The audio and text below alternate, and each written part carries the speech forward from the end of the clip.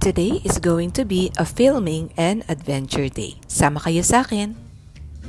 Hello everyone! It's another day and another vlog. Alam nyo ba, natakot ako dyan kasi habang nagpi-film ako, naramdaman ko merong kumakaluskos. Tapos pagkita ko, ayan, merong napakalaking akala ko daga. Yun pala, beaver daw pala yung tawag dyan. Pero nung naramdaman niya na nandun ako, umalis na rin naman siya. At ayan nga, after ay nag-prepare na rin ako ng dinner.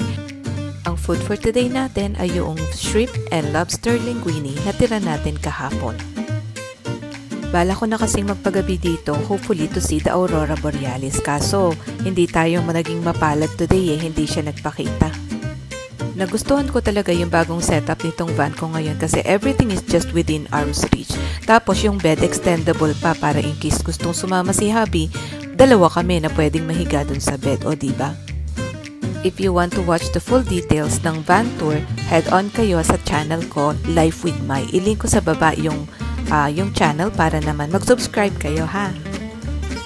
Grabe, nakaka-relax talaga dito sa nature. I put my phone down dyan. Talagang hindi muna ako nag-cellphone and in-enjoy ko lang yung moment.